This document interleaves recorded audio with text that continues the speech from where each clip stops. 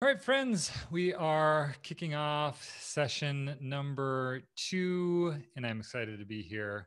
It's always interesting to kick these off because you never know exactly when they're going to go live. But here we are broadcasting live, and I couldn't be more excited to be chatting with you here today. For session number 2, we're going to be talking about using a DSLR camera. And that is a really difficult thing if you've never shot video with the DSLR before. So we're going to be talking about the process that Pinch of Yum uses. And we're going to be doing a session today with Alana. Alana is the video specialist at Pinch of Yum.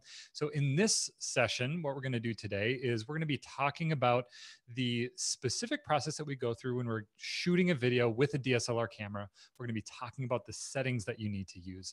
And for this session, the only thing that we're going to be talking about is the shooting part of recipe videos. We're not going to be talking at all about the process of actually going in and editing. We're going to be talking about that in the second session. So we are here a little bit early. It's about 1 minute before we're officially live or officially kicking off the session. And excited for you to be here. So here's what I would love for you to do. If you were part of the first session, which we wrapped up with a little bit ago. If you're part of the first session, let me know what was the one big takeaway that you had from that session. I would love to hear what that is. And as we get into it, we're going to be sharing a little bit more about who is attending for this session here today. And more than anything, I am just really excited for you to be here today, continuing to learn about recipe videos.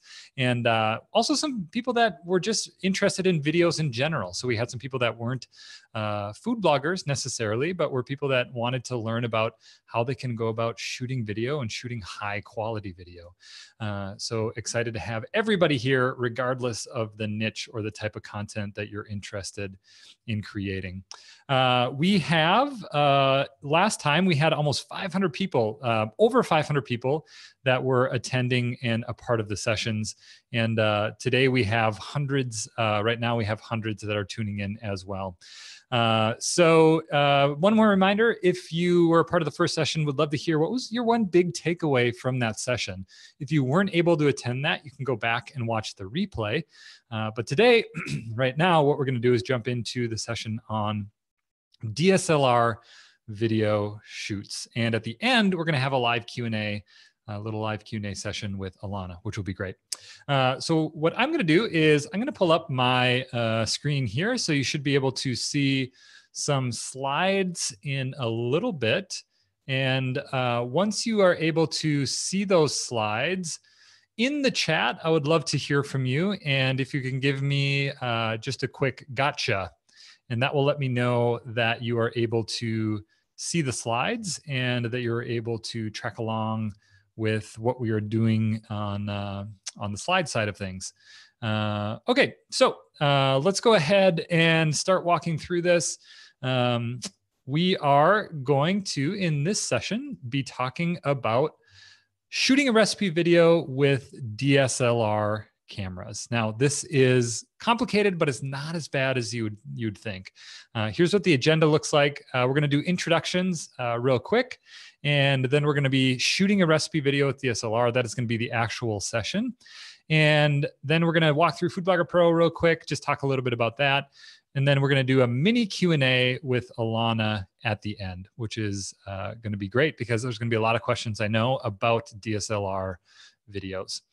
So let's do this. Let's go ahead and say hi. Say where you're watching from today, and then your blog or your brand name if you just have a social account, if you don't have a blog yet. A couple quick tips here. Number one, if you want to join in the chat, we would love to see you having a conversation in the chat area. If you are hearing little pings, go ahead and mute using that little mute button down below. Who are we? Alana, Krista, and Bjork. So Alana is the video specialist at Pinch of Yum. Krista is the video shoot assistant. So she's the hands in the video. She's going to be helping out today. And then I'm going to be playing kind of the host slash commentator for the session today, which will be really great because a lot of people have had questions about DSLR video. You can find the Pinch of Yum videos on Instagram. You can find them on Facebook. You can find them on Pinch of Yum, the blog. They're all over the place. And we are really excited about video because it's a really important type of content for people to be producing in general, but especially food bloggers. Why video? We talked about this in the first session, but we saw a really big increase in social engagement, and some screenshots here that show that had a really big impact on the growth of Pinch of Yum. And it's also important for sponsorships. So partnering with and becoming sponsors is an important part of building your business. And we see that with video. We see people coming along and being interested in working with brands and or brands working with bloggers in a sponsored capacity. These are some great quotes from video that shows why it's so important. By 2019, video will represent over 80% of all internet traffic. And for the US, it'll be over 85%. So video is really important. Gary Vaynerchuk, who's a social media guru, says, I'm going to let you in on a little secret. If you're not making some kind of video content right now, you're losing. So he makes it pretty clear. Video is important. And that's why we're going to jump into today's session with Alana on shooting a recipe video with DSLR. So it's not an iPhone. The last session, Lindsay talked about an iPhone. A couple important notes for today's session. Number one, Alana's going to be in the chat. So if you have questions for her as it's happening, you can reach out in the chat. We're going to be doing a Q&A at the end of this as well.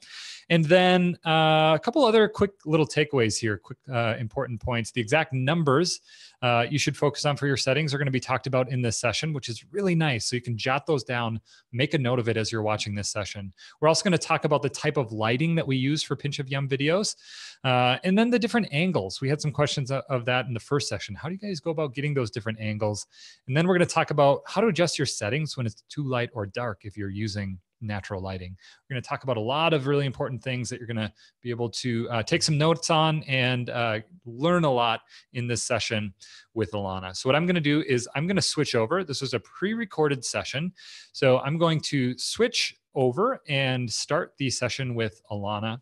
And then once you see that in the chat area, just leave a little note in the chat that says, got it. And that will let me know that you are able to see the video and hear the video.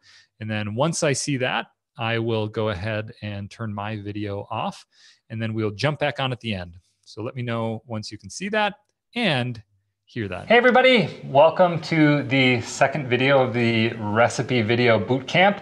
Excited that you are here. We are stepping it up this time. We're going DSLR. Yes. We're busting out all of the gear here. As you can see, we have it all set up.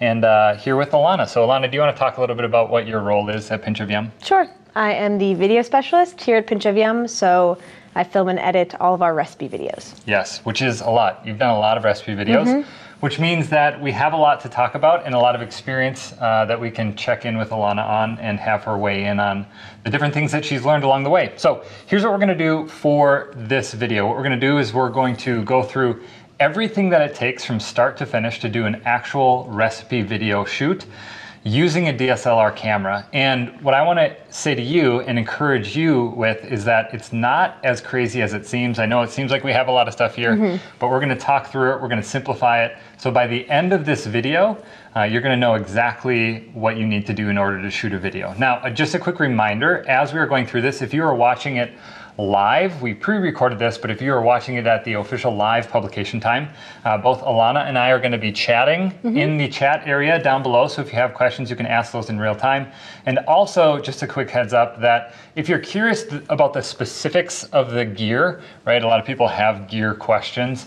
We're going to have that information down below as well. So we're not going to talk about specific numbers or specific types of gear that we purchase, because we're going to have all that information down below just to simplify things a little bit. So we have things set up here, ready to go. Do you want to talk before we jump into it about the fun part, the food part? Yes. Yeah. So what are we making today? So today we're making migas, and we have all of our ingredients already prepped and prepared so that when we start to go cooking, everything is just ready to grab and go. Yeah, and that wasn't even something that we're going to hit, but I feel like it's an important piece of it is that you can see everything is laid out here and it's prepped, which I notice as I watch you guys prepare for these videos. That's something you always do, is get everything ready ahead of time, which I feel like is a really important takeaway, because then you're here, you can take care of it, and you can move through it quickly, which, as we know when shooting a video, you have to move quickly, right?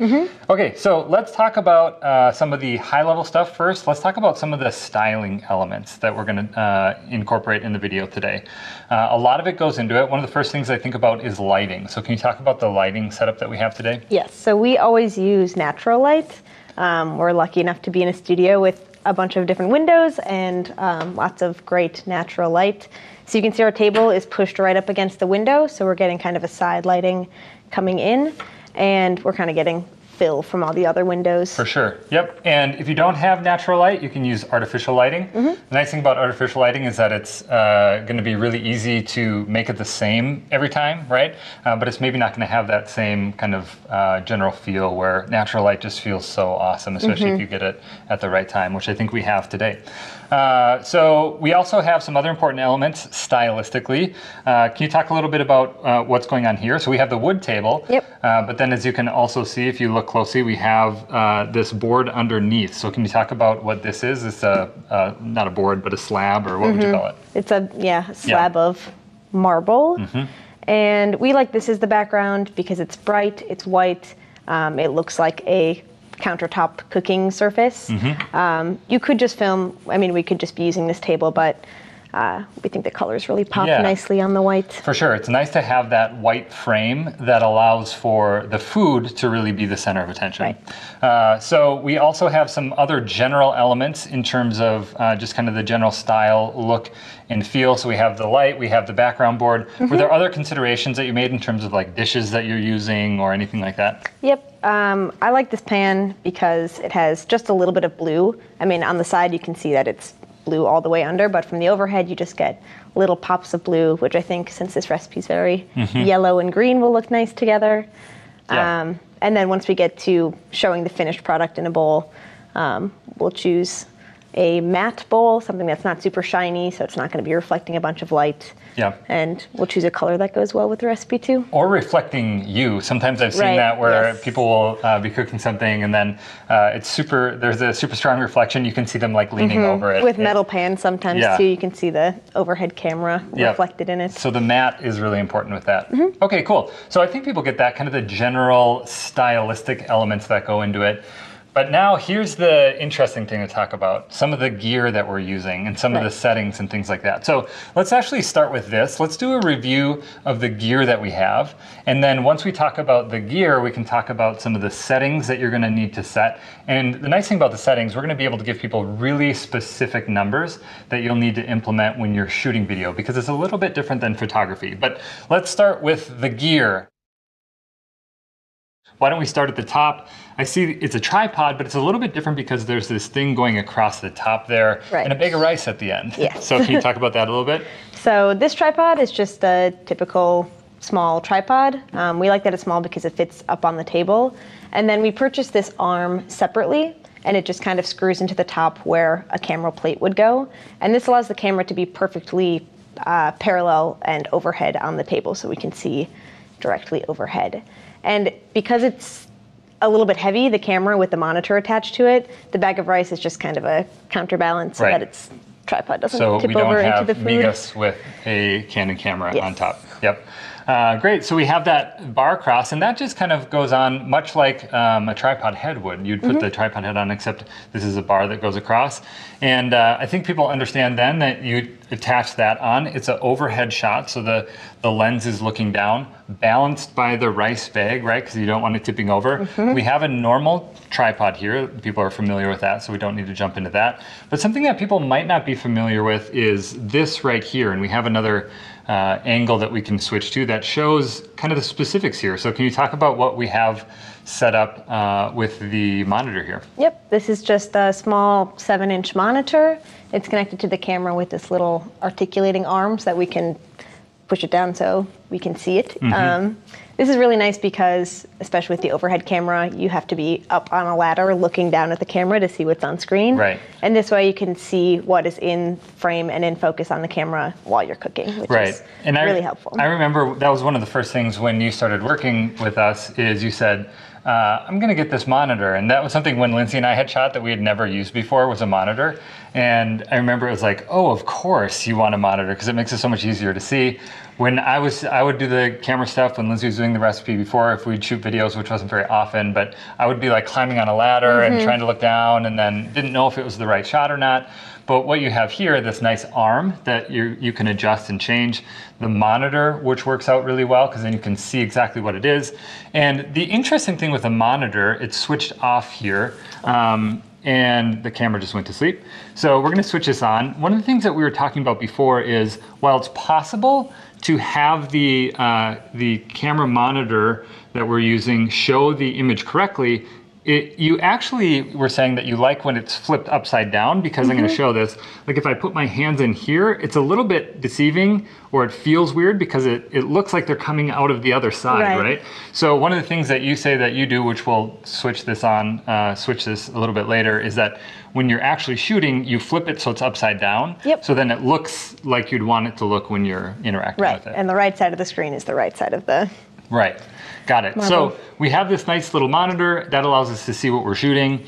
There's a couple of other things that are kind of interesting to point out that you talked about. One of them was, I'm going to grab it here. This is something that people maybe normally don't think about as a shoot essential. Yes. We have a big fan here. So can you talk about what that is and why that's important? So the fan is, especially for recipes when we're using the hot plate like we are today, anything in the pan can get steamy or smoky or hot, and that can go straight up into the overhead camera, which you don't want. It can damage the camera, and it can just mess up your shot if your lens is very steamy. Yeah, for sure. I can imagine that, you know, you get a little bit of steam on there and then suddenly it's like, it looks like it's a cloudy day in the office. So we have the fan here that's going, and then one of the things you mentioned was just this little hot plate here. So obviously we're not shooting at the stove for this, so we have to get this set up. And the nice thing about this is that then you can set it on the board here, and you can kind of create the look and feel that you want to. So anything else for gear or anything like that? We do have another camera, just a side angle camera. Let's talk about that. So we have this one here, and has a big old lens on it. So obviously this one isn't getting the overhead shot. So this is one that's going to be a little bit more close up, I'm guessing. Yep, we kind of call this the side angle camera. And that's just getting those tighter detail shots that the overhead doesn't cover. Yeah, and I think that people probably, when they hear that, they know that. Sometimes we'll use them in the beginning of a video to really like sell the video. Maybe if it's something kind of like a cheesy, gooey scoop, then that's going to be this one here. And then once we get to editing, it's also really helpful just to have something to cut between. Can you make a video. Can you talk about that, the idea of cutting between those, and why that's important, like where you'd use that, an example? So because we're shooting most of it on the overhead, if we were to do this entire recipe just using the overhead footage, it would be super fast. We'd have to really pack it all into a minute. The first step is just frying the tortilla strips, which might take 10 minutes. So we can show a little bit on the overhead, cut to that side angle where you see them getting crispy. And then when we cut back to the overhead, you already know what's happening. You don't have to watch the whole process. And we can just move on to the next step. Nice. So let's say that somebody has just one camera and maybe they have one, maybe two different lenses. Would that be something where they'd be able to shoot the overhead for a little bit and then take it down and shoot a side angle while they're doing the, you know, like let's say in this case, when there's that 10-minute in between, could they kind of switch back and forth if somebody only has one camera? Okay, got it.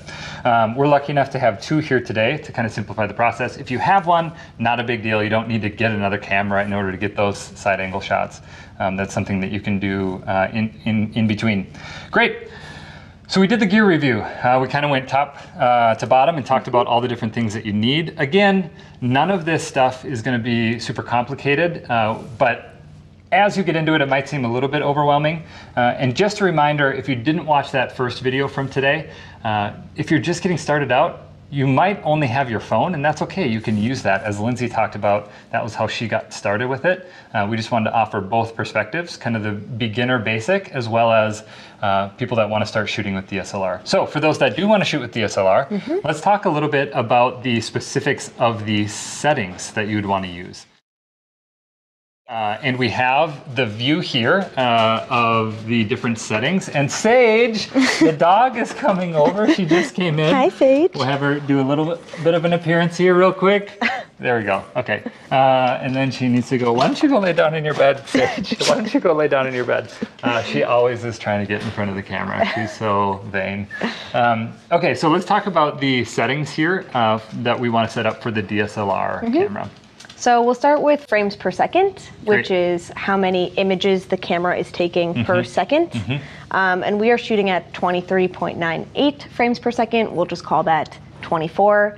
The kind of standard frames per second are 24, 30, and 60. Yeah. But 24 is kind of the most cinematic looking.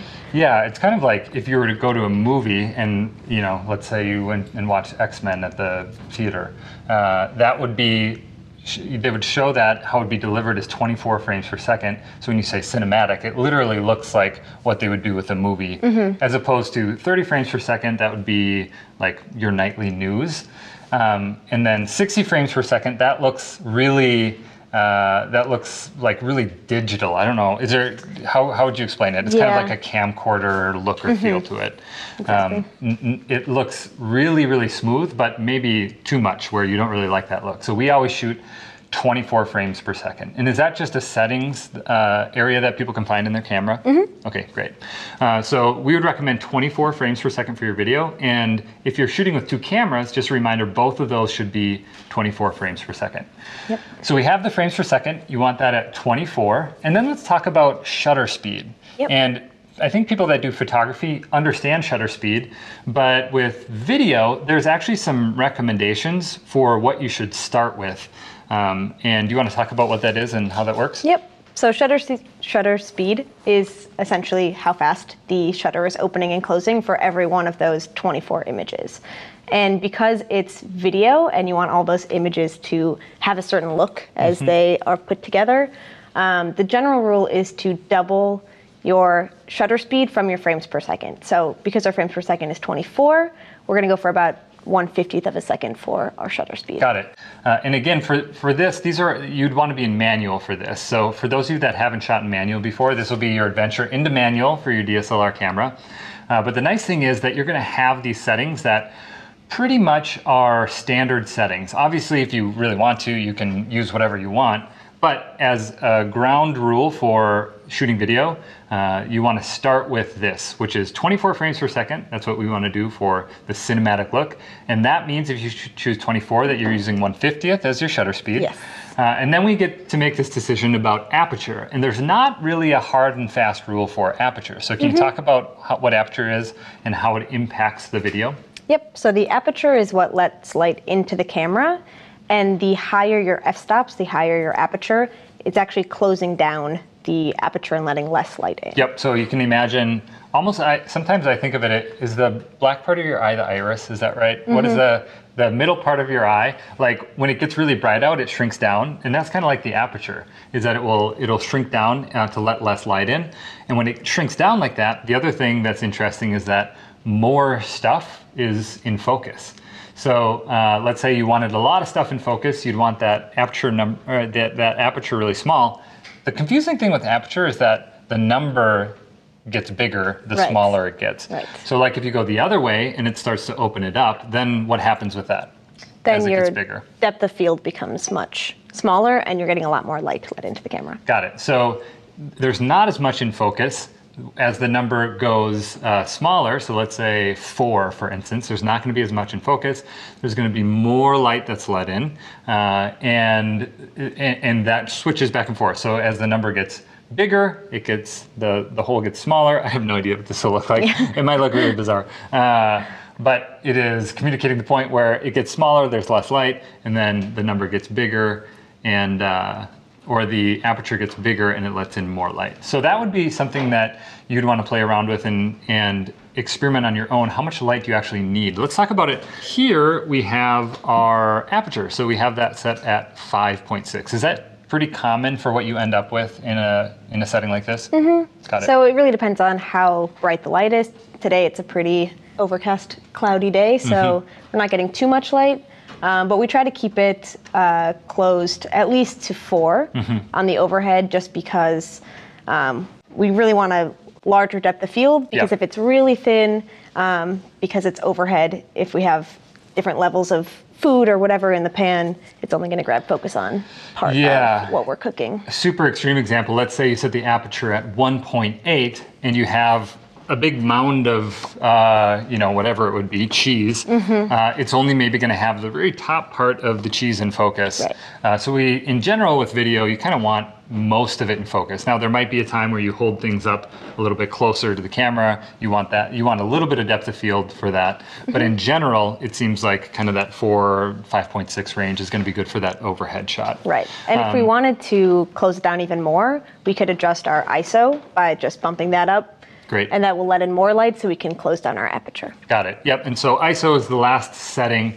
And that, how would you describe that? I usually think of it as like how sensitive the camera is to light. So exactly. The higher the number, it's going to be more sensitive to light. But the disadvantage with that, the main one that I usually think about is like how much noise is there? How would you describe noise?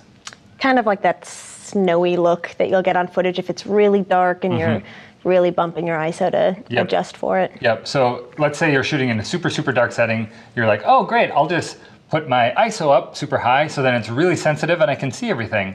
What you'll notice is once you transfer that into your computer to edit it, it might be really grainy, which isn't, I mean, again, you can do whatever you want, and maybe you want this artistic look where it's kind of grainy, but in general, you're going to want that to be clean and have a really vibrant, good look, which means the ISO is going to be a little bit shorter. We usually stick, wouldn't you say, in kind of the maybe like 200 to what, 500-ish range? Yeah. Yep. Okay, depending on the light. Great, so that's the settings. So to review here, start out with frames per second, FPS, and it's the 23.98, which we just say 24 for that. And then you double that for your shutter speed, and you get 1/50th, so we have that set up. You get to pick your aperture, but you want to be kind of intentional with it. So we decided 5.6. So there's a little bit of depth of field, but it's not going to be like super pinpoint depth of field. And then we can pick the ISO, and the ISO is how sensitive it is to light. Again, you can pick what that is. In general, you're going to want that number to be lower, so it's a little bit more crisp. So we've reviewed the settings. We have all of that set up. We've reviewed the gear. We have all of that set up. So we're kind of ready to do a shoot here. Yep. Great. So let's go ahead. What we're going to do is we're going to transition. And I am not going to be the hand model because I've learned in the past that that number one, even simple things like cutting, I was like, oh man, I'm terrible at this. And then I didn't clip my nails today. So that's the other thing.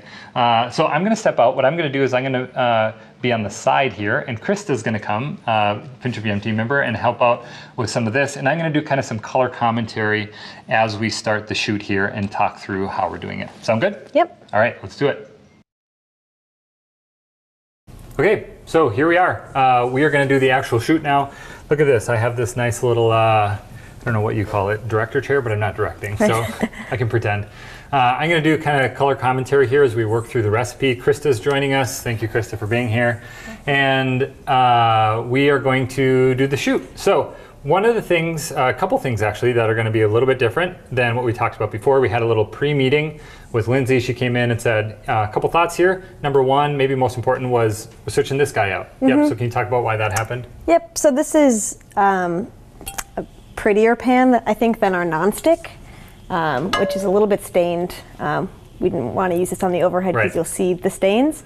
But I think the nonstick will not stick with the eggs as much as the cast iron. So for the recipe, it will be a better choice. Great. So we swapped that out. And then we have this right here, which is simply a reflector. And the nice thing about this is we have this great light coming in from over here, but we don't have as much great light coming in from here. So what we do is set this up. We have some ingredients here that you won't be able to see, but we're going to set this up so it kind of reflects some of that light back and fills things out a little bit more. So do you want to talk through what the plan is here for the shoot, Alana, and then we can jump in? So the first thing we do is we break down the recipe into steps, and then we kind of work through the steps one at a time instead of just doing the whole recipe. Got it. So for the migas, it's all going to be in one pan, which is really nice. We don't have to swap out the hot plate or different pans or bowls or anything. And the first step is to just fry the tortillas. So that's the first step that we'll focus on. Great, so we'll jump into that. Before we do, quick review. We have the overhead camera here, and we have the side camera here. We also have one back there, but that's actually recording just for you guys, so you can see the screen if you want to look at it and what that angle looks like. So we really have two cameras. We're going to have these on the whole time, is that right? So we press record, and for the most part, they're just going to be recording unless there's probably a huge gap in between. For the overhead, it'll be recording the whole time. Great. We'll stop in between steps to kind of regather everything. Yep. But the side angle, I use a little bit more sparingly, just to not have so much footage to go through when we get to editing. Right. So that will really be just at certain moments. Got it. So this one, every once in a while, you know the shots that you're going to get. The overhead, though, you're going to want to have as much footage as possible for that, so that's going to be running the whole time. And then we will, once we get to the cooking part, do you want me to hook the fan in and start that going, or when should we start that up? We could see how steamy it gets. Got it. If it looks like it's going to start hitting the camera, we can turn it on. Got it. So we have the fan over there ready to go if we need to. Yep. And then what we're going to do is we're just going to walk through this entire process. This is actually going to be the footage that we're going to use when you go into the editing part of it. Yep. So we're going to see the footage being shot right now. And then in the last official lesson, right, we have 3 lessons that we're doing as well as 1 Q&A session. The last lesson is going to be Alana going through and showing you exactly how she does the editing process with this. So let's go ahead and jump in and do this first part. You're going to turn the camera on here. Yep. And recording from the overhead. And then as you can tell, we can also have the screen that is showing us what that camera is getting. As a reminder, we have 24 frames per second, 1/50th for the shutter speed. We had 320 for the ISO, is that right?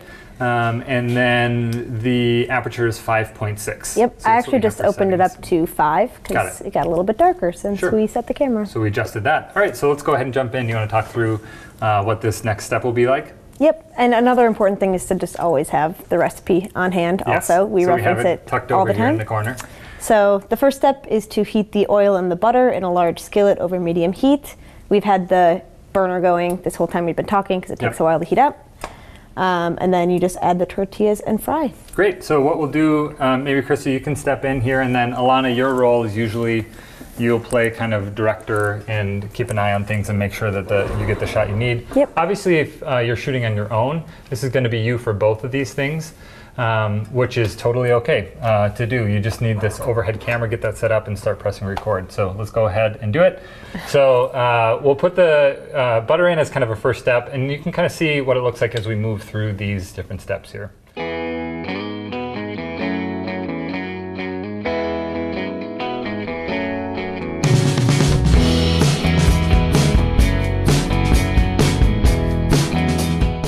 All right, so quick little update.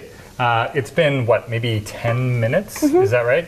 And a lot has changed, believe it or not. One of the things that is not necessarily changed, but wanted to update you on, you can see Krista's moving through here and intentionally picking some of these out. So Alana, can you talk about what's going on there and why that's happening? Yeah, so we want all of the tortilla strips to be pretty uniformly crispy. And because we're working with some pretty thick tortillas and a lot of them, some are crisping up faster than others. So Chris is just picking those out, and then when the other ones catch up, we'll add them back in. And we won't show that on the recipe video, obviously, but we do a lot of like little tinkering and things like that just to... Yeah. It's one of those things that you normally wouldn't think about. If we're making these for friends or family, we wouldn't be this intentional to like pull out the pieces that are done in order to make everything uniform. But with video, you want to be intentional about doing that. The other really big thing that's changed, and maybe you can even tell this if you look where we were and then where we are now, is the light. So we've pulled back this, and it's gotten darker. So we pulled back this curtain here in order to let a little bit more light in. But can you talk in general about what happened and why we needed to adjust? Yeah, so all of our settings on the cameras were set for the lighting of an hour ago, which was much brighter. It looks like it's maybe about to storm today. And this happens even on just like partly cloudy days when the cloud goes in front of the sun and the lighting will change drastically. Different. So sometimes we just have to adjust as we go through the steps. Yeah, and it's interesting because you might not notice that when you're shooting a video, but then you bring the footage in and you put it side by side and you're like, oh my gosh, there's a cloud there and then there wasn't. So that's one of the realities of working with natural light is that it changes. As opposed to artificial light, it's going to be the same, but natural light has that really nice look to it. So one of the things that we did is we went in and you changed the settings in order to allow more light in. So what was the setting that you changed when adjusting for the light that changed? I changed the aperture and I opened it up to 3.5. We might even go a little bit wider now that it's even darker than before. Great, so the aperture is letting a little bit more light in. Obviously that's going to change the depth of field, but you know, you'd really have to know what you're doing in order to see that side by side. You probably will see it and know it now that we've talked about it. Might not be a huge deal once we do it, but it's just a natural thing that we have to do because of the change in the light. So change aperture, did you change ISO as well? I left the ISO where it is, but I think if we were going to go any brighter than we are now, I would bump up the ISO. Great. So just a little update in between. We're going to keep moving along here, and we'll be back when we take the next step in just a little bit. All right, so we have our evenly fried. Would these be considered migas is the entire dish, so would we just say tortillas? Yeah. Okay, our evenly fried tortillas. This is why I'm not the person behind the recipe, but I will do this. I will taste test this one right here. Yes, they're good. Okay, perfect. So we're gonna go on to the next step. Everything's recording here. Yep. And we'll just go ahead and we have our recipe there. So you want to talk through, Alana, what the next step is? Yep, so the next step is just to add the garlic and jalapenos to the pan and to get those kind of sizzly and hot before we add the eggs. And interesting here just to see, so you can see Krista kind of checked out and looked up above. Can see what it's like for her to put that in because of the monitor there. Yep. Drop those in, and that's still recording, so all of that footage is recorded as well. And so we have that next step, and I will finish my little tortilla bite. Okay. Good? Yep. So the next step is to add the eggs, but just a little bit at a time, which is why we've put it in this liquid measuring cup, so we can just pour it in and not have to scoop from a different bowl. Nice. Also, something that's kind of interesting is as we've been going through here, we haven't necessarily recorded all of this, but Alana, you've kind of been tracking along and have adjusted different settings because it continues to become very dark and gloomy here in Minneapolis. We have a storm coming in, but we've started recording, so we know that we need to keep the recording process going, but just kind of adjusting and changing as we go. Right. And with this last adjustment, was that the ISO that you changed? I did. Yep. So bumped the ISO number up, so it's more sensitive to light, so it continues to stay as much as possible close to what it was when we started. And some of that you can fix in post-production too, or adjust, and we'll be talking about that in a little bit. All right, so we are rolling along here. Alana, you were saying a little bit earlier, it's getting pretty dark. So as we're recording this, it feels like night is kind of setting upon us, but in actuality it's noon when it should be the brightest, but it's not. So we're going to record this footage. You were saying there might be a chance, because we're going to actually use this, that we would go back and we would re-record it because the lighting is getting so dark. Which happens sometimes. Which happens sometimes, and if you've ever shot with natural light, you know that it can change. As the light changes, then potentially it can become worse, and you might need to reshoot. We'll see how that goes. For this portion, though, we're going to continue recording, just so you can see what it looks like, the logistics of a shoot.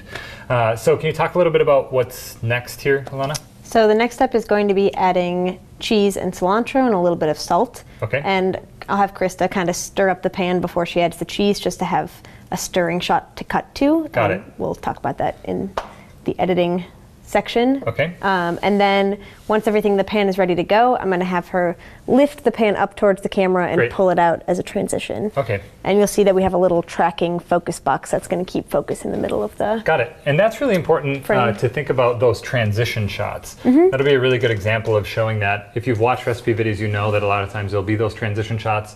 In this case, we're thinking about, okay, how do we transition from being in the pan to being kind of more presentable, right? So out of the pan, what does that look like? We're going to lift it up. That's going to be the transition shot. Okay, so let's go ahead and jump in and do that.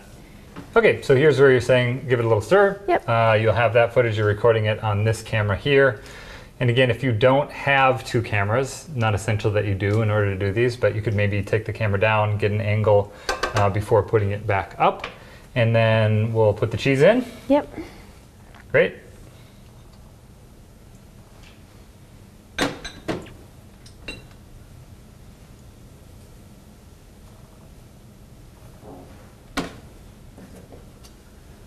And then we have everything in, give it another stir. And I'm guessing this would be also an important shot to get on the angle here. And things are coming along here, looking pretty good and smelling good. If we could have smell-o-vision, you would smell it.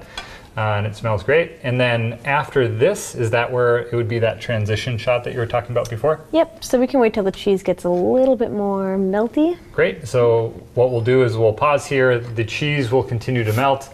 We'll get that nice cheesy shot here on the side angle shot. And then what we'll do is we'll jump back and do that transition shot. Okay, great. So now we're going to get that transition shot. We have that all melted in. We got some side shots for that we might use. And this is the part where you're saying we lift it up. So can you kind of talk through what the thinking is with the transition transition shot? Yep. So this is mostly just to show off what it will look like in the pan before it moves into the bowl, and it's kind of a little bit more stylized. Great. And then to move into the transition shot, I'm going to have Krista kind of spread things out in the pan, and it kind of looks like she'll be stirring it, but really she'll kind of be like making sure everything looks even and beautiful. And yep, it's one of those things where it's more form over function, so kind of smoothing things out, and then we'll lift up as using that as a transition shot. And what's great about the 7D, which is the camera that we're using for the overhead, is that it has tracking focus. So you can see on this angle, there's a little box that you'll see on the screen, and it's constantly pulling focus on whatever is in that box. Got it. So when we lift the pan up, the camera's going to keep focus on what's in the pan. Cool, so we can show that now. Great, so the idea with the tracking focus, if you have this, in this case it's a Canon 7D, but a lot of cameras will have this, where it'll automatically focus on whatever is in the middle, even if you're recording video. So in this case, this is continuing to record, and whatever there's that little box, I think people would know when they think of taking a photo or video, that is the area that it focuses on. So in our case, it's right in the middle. So you lift it up and it says, oh, I see this is gonna be a little bit closer. I have to adjust my focus. And that can look really cool when you go in and edit it, because it looks like you have this really great ability to change the focus, but it's just the camera automatically adjusting it. Right. Cool, great. All right, so we'll pause here and then move along and get some of the last shots that we need in order to complete our recipe video. Okay, so here we are. We have the last shot here. Chris has arranged this a little bit, so we have the finished product as well as some avocado and cheese around it. And we've changed things up a little bit because it's so dark here today.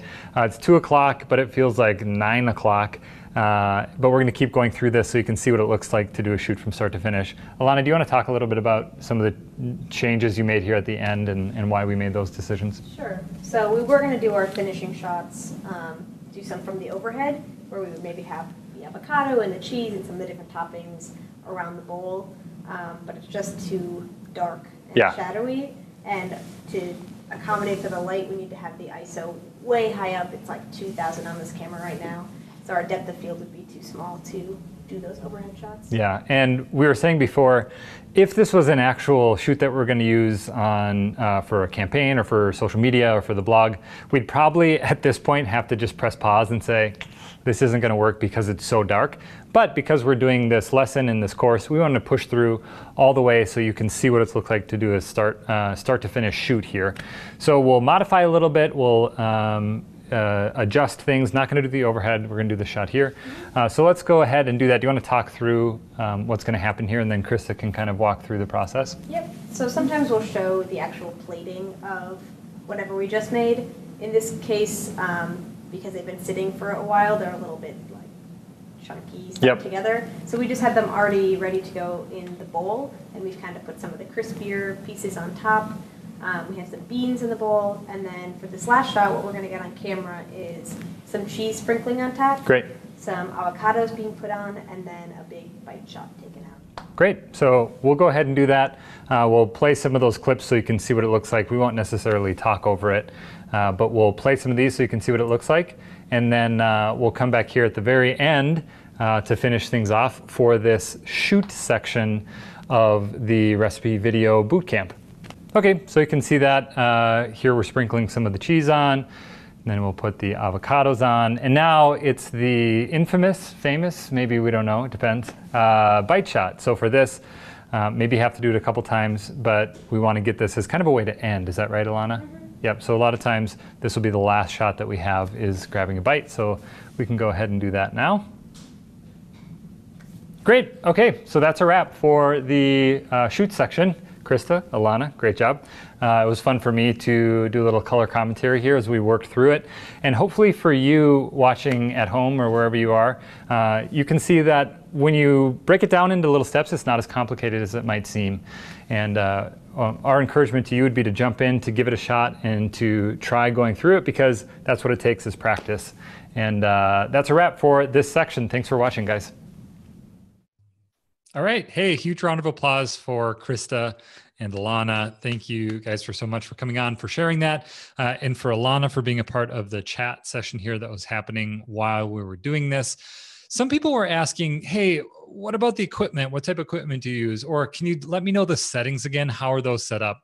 We're going to be sending out an email after this wraps up, and it'll have a PDF with the settings as well as the gear that we use. So it'll be a downloadable PDF. You'll be able to get that. So don't worry if you don't know what those are. We'll be sending that out, so you'll have that and can take advantage of downloading that and then having that right by you as you're shooting video, so you don't have to always wonder. So what does it look like next? We have some other great stuff coming up in a little bit. Just a couple minutes. Alana's going to be jumping on, and she's going to be sharing some of the answers that she was sharing when she was in the chat, and answering some new questions as well. So here's what I would ask for those of you that are watching live. Go ahead and submit any follow-up questions that you have in the chat area. And we will ask those to Alana when she comes on in just a little bit. So you can go ahead and submit those to Alana, and we will record what those are and see if there's any that we can hit here. We have 2 more sessions left today at 2 p.m. here. So in about an hour and 15 minutes, Alana is going to be coming back on and sharing about how she edits a video. And that will be happening. It's about an hour-long session. And then at the end of the day, we're going to be doing a live Q&A with myself, Alana, and Lindsay. So we're all going to be coming back on at the end of the day for an hour to answer any questions that you have throughout.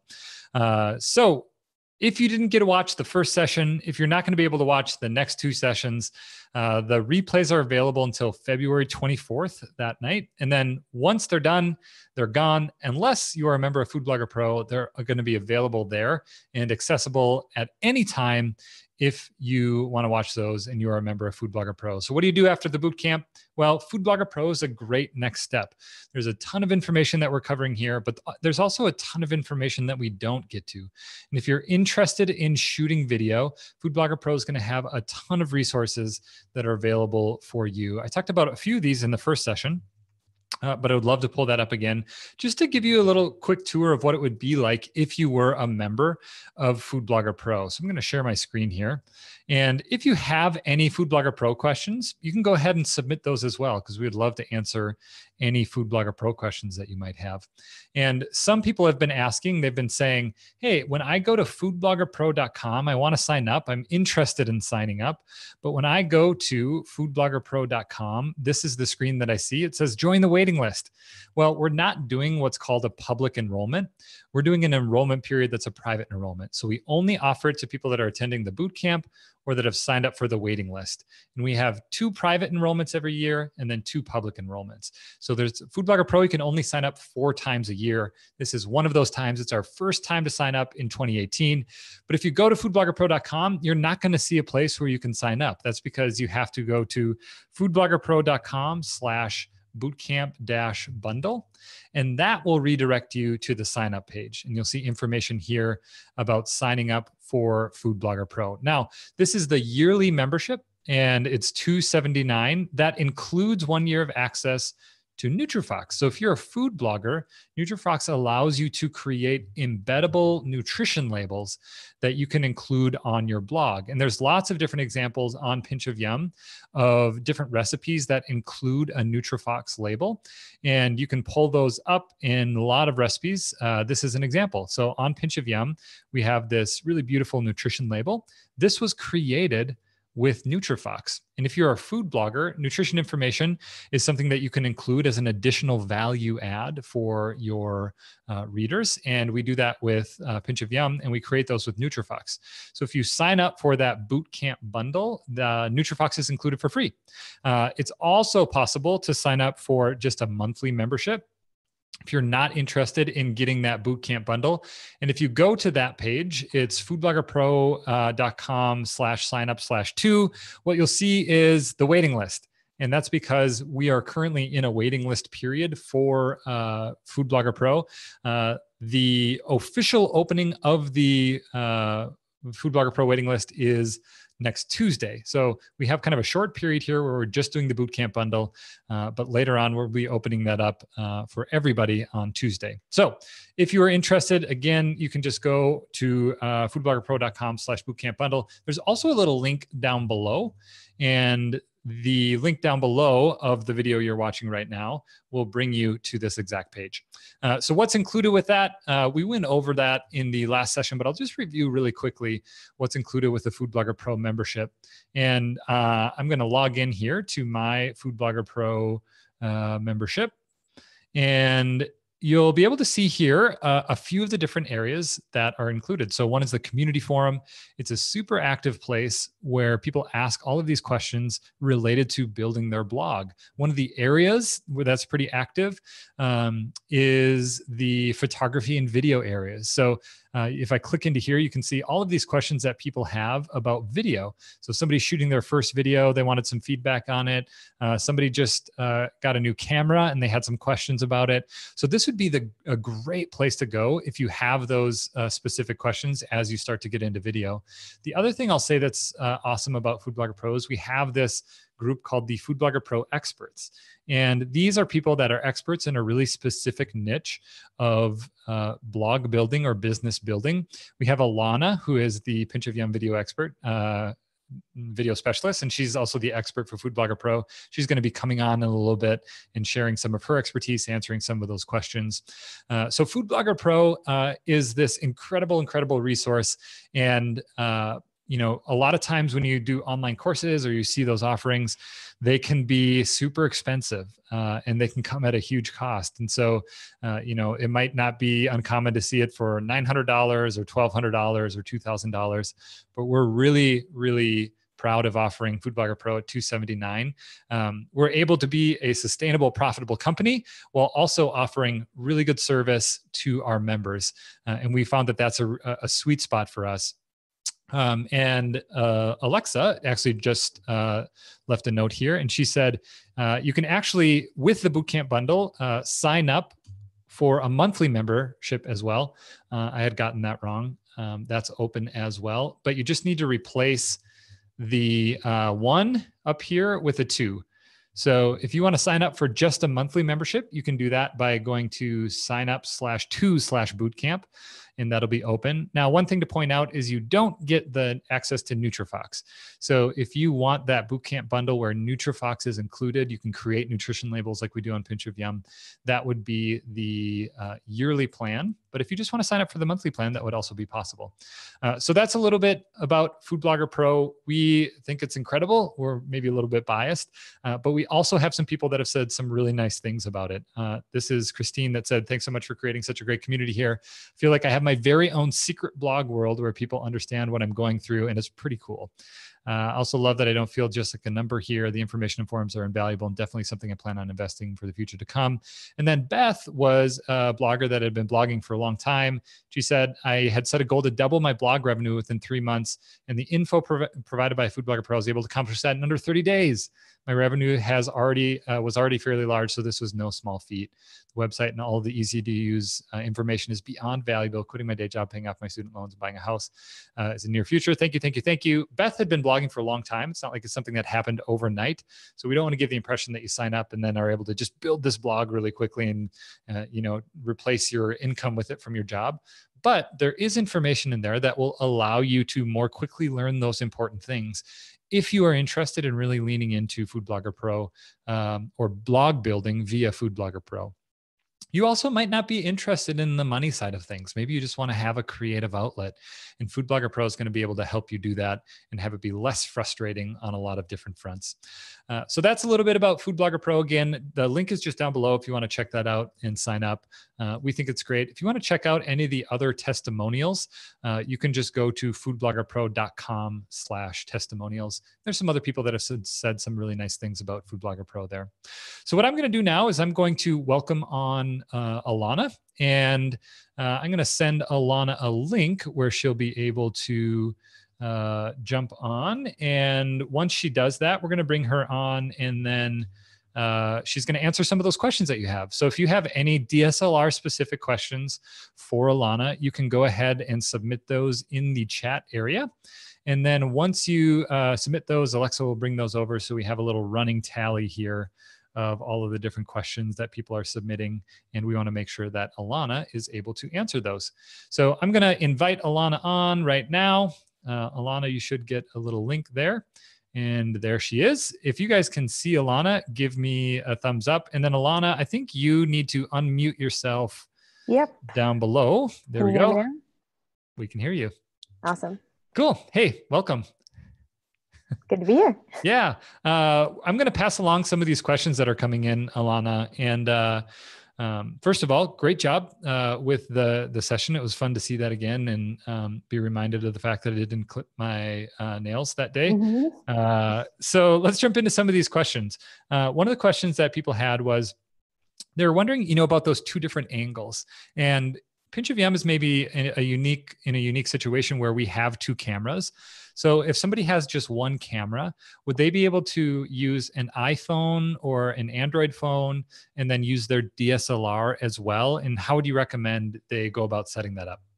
Yeah, I think especially if you're planning on posting your video just on Instagram or Facebook, where it's going to be pretty small anyway, the quality difference between the two isn't going to be significant enough that anyone's going to notice, I think. And if you're going to use a phone and a DSLR, I'd recommend using the phone for the overhead because it kind of distorts the picture a little bit more if you have it at an angle, whereas the DSLR is going to look nice straight overhead or from the side. So if you're going to use both, I'd use the phone for the overhead and the camera for the side. And I think that's a really great solution for anybody who has just one camera to work with. Awesome. Yep. And we've said this a couple times before, but the great thing about video or any creative endeavor really is that you can do what you want. So there's no rules about how to shoot video. There's suggestions, like these settings would be a suggestion, but you can do whatever you want. And if you feel like it looks good and you're excited about it, then go for it. So if you have a camera and a DSLR camera and then a phone, and that's all that you have, be creative with it and see what you can come up with. So somebody else was asking, do you shoot the video in all one shot, or are you starting and stopping the video along the way? That is a great question. We usually break it up into all the different steps of the recipe, and we'll just start and stop before and after each of those steps. both because I try to be file size conscious. Video files take up a ton of room. So if we were to film a whole recipe that takes 45 minutes start to finish, we'd have one huge video file. So it's nice to break those up into smaller segments. And it also gives us a chance between each step to re-look at the lighting and the framing and get everything reassembled so we don't feel like we're rushing through just to get it all in one take. So between each step, we'll also look at, has the lighting stayed the same? Did it get a little brighter out? Is this still in focus? Did steam affect the lens? Anything like that. Got it. Great. Here's a question that's coming in that says, what are your thoughts on shooting video on automatic setting for DSLR? And can you talk about what setting that you use, just to refresh people's memories? You don't have to talk about the specific aperture and things like that, but just in general on the dial, what you set it to. And then would you ever use automatic as just kind of an easy way to fix that? We always shoot on manual. Just the M mode or whatever the manual is on your cameras. And we like to have control over all the different elements, the focus and the lighting. And when you have it on automatic, especially if you're using natural light, it's going to try to compensate a lot, even if it's just the white balance or there'll be more noticeable changes throughout the duration of your footage than if you're on manual and your settings are staying the same the whole time. Especially with focus, if you don't have tracking focus and you just set it on automatic, a lot of cameras can be really clunky with trying to pull focus in and out. And I found that just getting some solid manual settings down is going to make your footage look a lot nicer than if you just set it on automatic. Yeah, having that control is huge. Just being able to adjust that and know what the dials do when you turn them. And sometimes it's nice just to set it to automatic and let it go. But my encouragement to you, and Alana, you were saying the same thing, really learn those settings so you can manipulate those and get the result that you want. I think that's great. Do you have any tips for somebody who's shooting by themselves with two cameras set up, like the overhead and the side angle? So Alana, I know that you occasionally will do a shoot by yourself. When you're doing that, what are some tips that you've learned that would be helpful for other people that are doing the same? I would either tackle the two different angles separately and just focus on doing the overhead first and then moving to the side angle and doing that, because it's really hard to focus on two different angles at the same time. And then when I do videos by myself, or even if it's just at the end of the day and Krista has to go home and I have to finish up a shoot, just me, I will move the monitor from the overhead camera to the side angle so I can see what the side angle is seeing, because I know how the overhead is set up. Once you have that set up, I'm pretty confident that's going to stay the same. And then I can monitor what's going on that side angle to make sure everything is in focus and in frame. Yeah, that's great. And I can also see it being the kind of thing where you are like, if you want to do a side angle and you only have one camera, like you said, you could do it differently, or you could break it up where you have the overhead camera, get the shots that you need. And then maybe you just have one shot that, at the end, you want to get like that bite shot that we did or something like that, where you can then take it down, readjust, and then get that last shot there. So even if you want to do multiple angles, you don't necessarily have to have both of those cameras running. So great question and good answer. And then let's do this as a, somebody had a question about the electric burner that you use. So can you talk about that and why you use that? Is there anything especially beneficial about that specific product? We specifically, that burner, no. But having a separate small burner that we can move anywhere is really nice. We can have it on a table right next to the window instead of shooting over the stove. And what we like about this burner over our older burners that we've used is that this one is really flat and it's electric, so it's pretty consistent in heating. And our old one was kind of a coil. So it was both a little bit unsteady and things would jiggle and it didn't heat quite as evenly. But it's not anything special. This burner, it's just a regular electric burner. Cool. Great. So Alana's going to be coming back on to do a Q&A at the end with Lindsay. Well, actually in the next session, Alana's going to be doing a Q&A. So 3 Q&As for you today. Yes. 2 mini Q&As for the sessions. And then we have one longer, specifically, it's only a Q&A at the end of the day that we're going to be doing. So Alana, thanks for jumping on here, for answering some of those questions. And we appreciate you and hope all's well at POI HQ. Yeah, great questions. I'll see you guys in a little bit. All right. Thanks, Alana. I really appreciate it. And then I think on my end, I can go ahead and close it out. So thanks. And we will talk to you soon. All right. So round of applause, virtual round of applause for Alana for coming on. We are wrapping up session number 2, talking about DSLR video. As a reminder, these sessions will be available for a couple days here, and then they will go away. But if you're a member of Food Blogger Pro, they will be folded into that content. It's actually already there. So if you are a Food Blogger Pro member, you can go ahead and check that out. I'm going to stick around here for just 2 minutes. If anybody has any questions about Food Blogger Pro, you can go ahead and submit those in the chat area here for those of you that are live. We had some... Alexa was passing these along. Some people that were mentioning in the chat that were Food Blogger Pro members, which we just really appreciate, people that are kind of in real time following up and letting us know. Somebody said Lindsay breaks down camera settings amazingly well in Food Blogger Pro, the video library. It's well worth joining. Somebody else said becoming yearly member of Food Blogger Pro is the best decision for me. I'm learning so much from the amazing content provided in the community. Thanks so much. So really fun to see these chat testimonials coming in from people that are live. So if you are a Food Blogger Pro member and attending live, we really appreciate that. And it means a lot. We're going to be having 2 more sessions today as a reminder.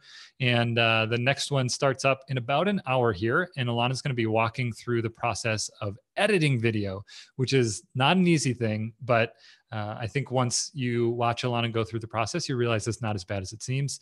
And then we're going to be talking about or answering any of the questions that you have at the end today with that live Q&A. So I will be hanging out in the chat area for a little bit. If you have any Food Blogger Pro membership specific questions, it's been fun to see and track along with people that are signing up here throughout the day. And we're excited to welcome those people in. We have a handful of people joining, and we are excited about that. Also excited about the last 2 sessions, which are starting in a little bit. Until then, have a great hour off as you take a break here for the boot camp, and then we'll move into the afternoon sessions. Thank you guys, and we will see you soon. Great job, Alana, too. Thank you, and Alexa for manning the chat. All right, we'll see you guys.